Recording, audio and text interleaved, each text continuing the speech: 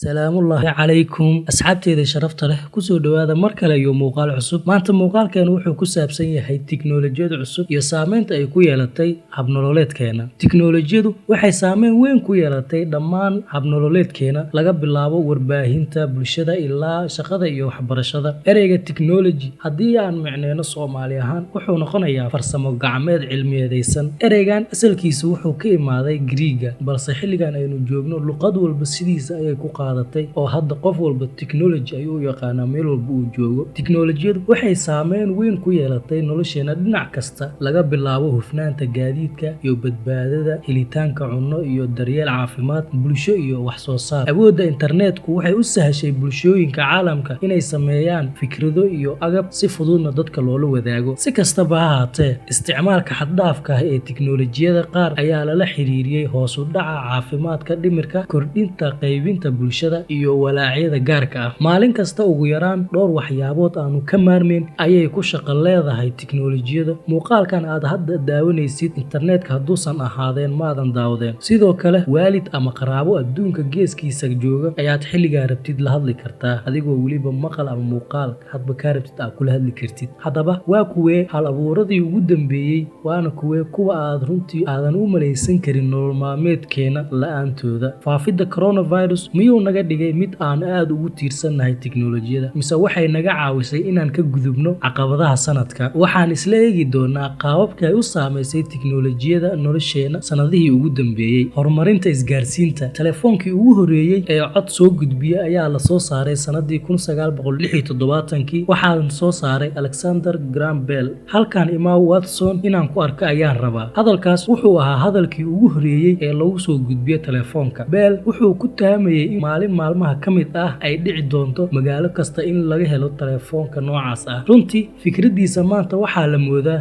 intuu ku taamayay inay ka sareyso 1000 jeer. maanta waxaa la marayaa video call inaad samayn kartid oo aad video call qofka wacdid isigoo adduunka meeshuu doono ka joogo. mahadsanid coronavirus iyo lockdownkii lagu soo rogay caalamka sanadihii ugu dambeeyey. maxaan sidaa u leeyahay? ma ogtahay in isticmaalka baraha bulshada gaar ahaan isgaarsiinta ay aad u badatay markii uu faafay caabuqa coronavirus oo dadkii kala fogaada lagu yiri? arrintaa waxay keentay in aad loo isticmaalo baraha bulshada, gaar ahaan barta Zoom-ka oo ganacsiyada iyo waxbarashadii uu u fududeeyey inay howlahooda meeshaasi kasii wataan oo ay u wataan hab online ah. inkastoo ay jiraan barnaamijyo kale, balse waxaa ugu caansan bartan Zoom oo si maalinlaha u isticmaasho 3 milyan oo qof. cudurkan markuu imaaday, dadkii waxay noqdeen dad guriga jooga oo shaqadii iyo waxbarashadii online ay noqdeen. qaabka kale, sirta qofka oo yaraatay.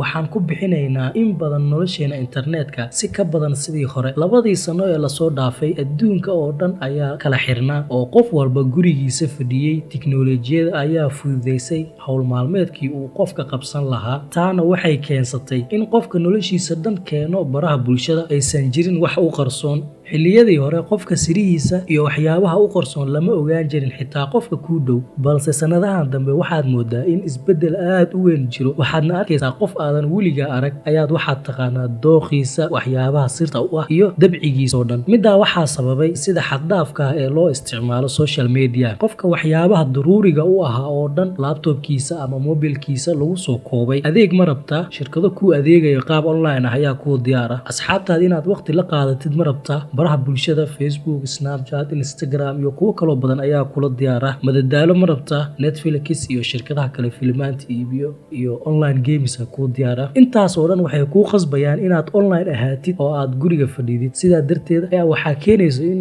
sirahaagii ay online noqdaan. onlinekaaga hadduu batana sirahaaga meeshaas way imaanayaan. qaabka kale, wax iibsiga oo fududaado. sidaan soo yara tilmaannay, dukaamaysiga ayaa helay goob ku habboon oo internetka ah. dabcan uma baahnid inaad ka baxdo guriga si aad u soo dukaamaysato. inteena badan waxaan haysanaa tablet, laptop ama smartphone. waxaan dhammaanteen si sahlan u helaynaa dukaan macmal ah oo horteena yaala, halkaas oo aan ka iibsan karno wax kasta oo aan rabno. tiknoolajiyada ayaa sidoo kale dimuqraadiyeysay tafaariiqda. waxay ahaan jirtay kiis inaad u baahan tahay joogitaan jireed si aad u furato dukaankaaga. hadda waxaa keliya aad u baahan tahay kombiyuutar iyo fikrad. la wadaagidda alaabtaada adduunka waxay noqotay shay fudud. qaabka kale, helitaanka xog wanaagsan. maanta haddii aad rabto inaad wax ogaatid oo aad xog baartid, ma aha wax adag. xitaa uma baanid inaad ka dhaqaaqdo goobtaada. si fudud ula soo bax telefoonkaaga oo gal Google waxaad rabtana waad weydiin kartaa. Waxay u ekaan kartaa xusuus fog, laakiin ma ahayn waqti aad u dheer ka hor intaad safar ku tagto maktabadda si aad u ogaato macluumaad qoto dheer oo ku saabsan mowduuca aad raadinaysid. Haddii la heli karo dhammaan, hadda horumarka tiknoolajiyada ah awgeeda waxaad ka heli kartaa boqolaal kun oo buugaag ayaad ka heli kartaa internetka oo lagu talagalay wax kasta oo aad ku riyoon kartid. Google seconds gudahooda ayaa waxaa laga sirjingareeyaa malaayiin xog. Xilligii hore haddii aad u baahatid inaad aadid meel aadan aqoon, waxaa qasab kugu ahayd inaad raadisid ama aad weydiisid qof meesha yaqaano, balse hadda telefoonkaaga la soo bax, Google Mapka gal, meesha rabtid geli, asigaa ku geynaya. Kor u kaca telefoonka casriga ah ayaa ahaa mid qiimo leh 10kii sano ee lasoo dhaafay. Telefoonka gacanta ayaa hadda loo arkaa aaladaha laga maarmaanka u ah qof kasta, isagoo si weyn u bedelay adeegsiga asalka ah ee telefoon ahaan uu marayo hadda inuu dadka la hadli karo. Qaabka kale oo tiknoolajiyada ay u saameysay nolosheena waxaa ka mid ah shaqo dabacsan. 2020kii waxaa lagu xasuustaa sababo badan oo negative ah, laakiin mid ka mid ah waxyaabihii ugu wanaagsanaa ayaa ahaa aqbalidda baahsan ee shaqada guriga. Iyadoo cudurkan faafay si xawli ah u socdo, qaar badan ayaa ku khasbanaaday inay ka tagaan xafiisyada oo ay ka soo galaan shaqada guryahooda. Waxaana ugu badnaa Mareykanka oo 42% shaqaalaha waxay ka soo shaqayn jireen guryaha. Xitaa mar haddii cudurkani laga gudbo, isbeddelku wuxuu u muuqdaa inuu sii socon doono, iyadoo shirkadaha waaweyn sida Twitter iyo Microsoft ay horeyba u sheegeen in shaqaalahoodu ay si xad la'aan ah ugu shaqayn karaan guriga. Qaar badan ka shaqaynta guriga waxay u ahayd wax la daaqaaday. Ma jirto safar saacado badan kaa qaadanayo, deegaan oo yaraada, iyo inaad awooddo inaad doorato meel walba oo aad shaqo ka heli kartid oo aadan ku xisaabtamin distancega ku jirta. Waxaas oo dhan waxaa suurtageliyey horumarka tiknoolajiyada. Taasi maaha in la yiraahdo ka shaqaynta meel ka baxsan xafiiska ma lahan caqabado. Habeenta shaqaalo ku baahsan meelo kala duwan si guul loo gaaro hubaal aad ayay u adag tahay.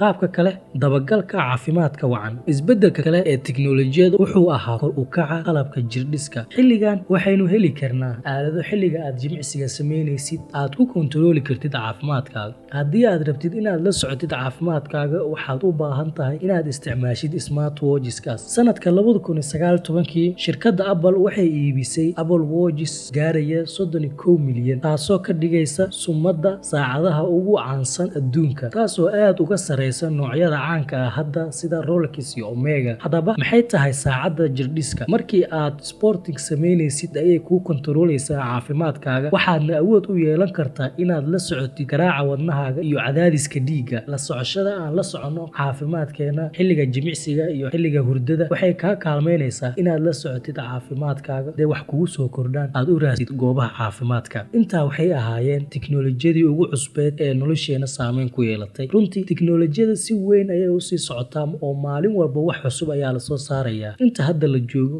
in ka badan ayaa la sii filayaa mustaqbalka. Intaan ayuu ku egyahay muuqaalkeena maanta. Waxaan rajaynayaa inaad wax ka faa'iiday. Intaan muuqaal kale ku kulmi doono, sidaa iyo amaano Allah.